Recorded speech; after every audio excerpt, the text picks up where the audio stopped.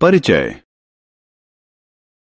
वह कौन सा एक पदार्थ है जिसके बगैर पृथ्वी पर जीवन असंभव हो जाएगा? हां, जल। पौधे जल के अभाव में मुरझाकर मृत हो जाएंगे। पशु और मनुष्य जब कम पानी पीते हैं तो उन्हें निर्जलीकरण की समस्या से परेशान होना पड़ता है। अतः जल जीवन की सबसे बड़ी आवश्यकता है। इस पाठ में हम इस बहुमूल्य पदार्थ के बारे में विस्तार से पढ़ेंगे।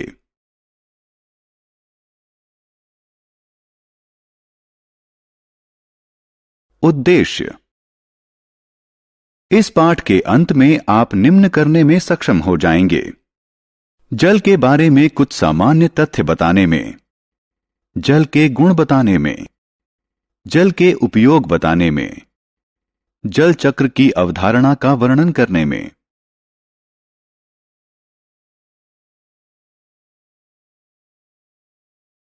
जल के बारे में सामान्य तथ्य।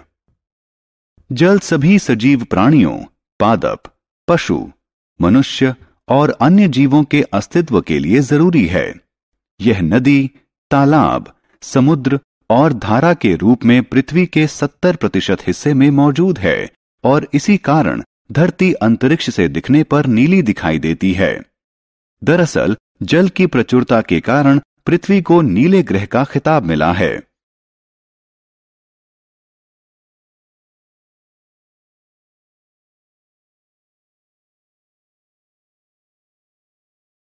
जल के गुण। जल स्वादहीन, गंधहीन और रंगहीन होता है। यह बहुत से पदार्थों को घुला देता है, इसलिए इसे सार्वत्रिक विलायक कहते हैं। यह प्रकृति में 3 अवस्थाओं, ठोस, द्रव्य और गैस में पाया जाता है। ठोस अवस्था में जल को बर्फ या हिम कहते हैं। गैस अवस्था में जल को वाष्प या भाप कहते हैं। लेकिन जल की सबसे सामान्य अवस्था है द्रव्य अवस्था। यही वह अवस्था है जिसे हम जल के रूप में जानते हैं। जल का एक अणु 2 हाइड्रोजन यानी H परमाणुओं और 1 ऑक्सीजन यानी O परमाणु से मिलकर बनता है। इसीलिए जल का रासायनिक सूत्र H2O से व्यक्त किया जाता है। जल के प्रयोग। हम जल का प्रयोग विभिन्न कार्यों में करते हैं। औसतन एक मनुष्य अपने जीवन काल में 60,000 से 80,000 लीटर तक जल खर्च करता है। जल घरों में पीने, खाना बनाने, नहाने, कपड़े धोने, बागवानी और सफाई करने में काम आता है। सिंचाई की सुविधा से कृषि उपज बढ़ती है और विश्व की बढ़ती जनसंख्या के लिए आवश्यक अनाज उपजाने में सहायता मिलती है। सिंचाई मौसम के उतार चढ़ाव के समय में सुरक्षा का काम करती है। जल का प्रयोग उद्योगों में भी शीतलन की प्रक्रिया में होता है। यह बहुत से उद्योगों में विलायक के रूप में काम करता है। इसका उपयोग बिजली उत्पादन में भी होता है। इसके अतिरिक्त मनोरंजन गतिविधियों जैसे तैराकी, मछली पकड़ना, नौका दौड़ एवं दूसरी जल क्रीड़ाओं में जल का उपयोग होता है।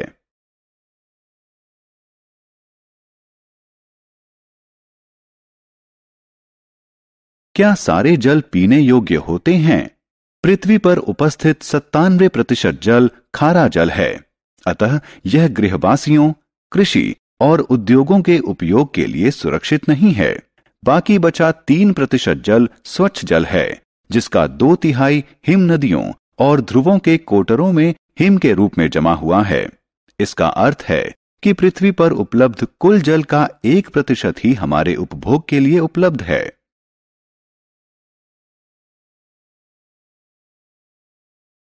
जल चारों तरफ परिवहन कैसे करता है? क्या आप कभी इस बात पर चकित होते हैं कि सजीवों द्वारा पृथ्वी पर हजारों सालों से जल की खपत के बाद भी जल का संतुलन किस तरह बना हुआ है? यह जल चक्र के माध्यम से संभव होता है। जल का द्रव से गैस और फिर गैस से पुनः द्रव्य बनने की दोहराव प्रक्रिया को जल चक्र कहते हैं। जल चक्र के 4 निम्न प्रमुख चरण हैं: वाष्पीकरण, संघनन, अवक्षेपण और संग्रहण।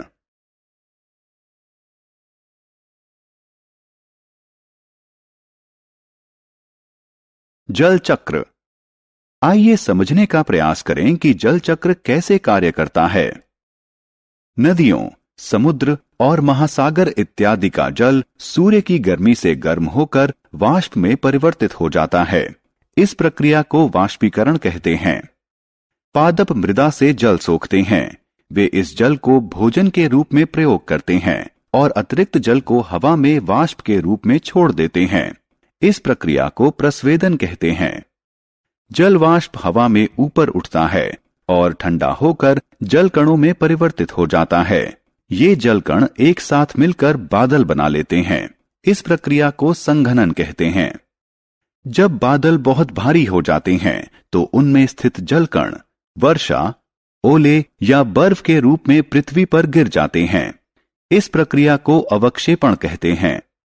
वर्षा, ओले या बर्फ के रूप में पृथ्वी द्वारा प्राप्त जल समुद्रों, महासागरों, नदियों और झीलों में जाता है।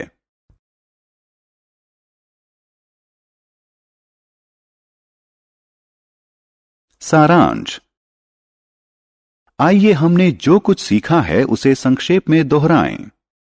जल जीवन के लिए आवश्यक है। जल वाष्प, वाष्पीकरण और प्रस्वेदन द्वारा वायु में मिल जाता है। जल वाष्प छोटे जल कण बनाने के लिए वायु में संघनित हो जाते हैं जो बादल की तरह नजर आते हैं। छोटे जल कण एकत्रित होकर वर्षा, हिम या ओले के रूप में नीचे गिरते हैं। वर्षा, हिम और ओले नदियों, झीलों, तालाबों, कुओं और मृदा तक जल पहुंचाते हैं। जल चक्र जल के धरती से आकाश और फिर वापस धरती पर आने की प्राकृतिक संचरण व्यवस्था है।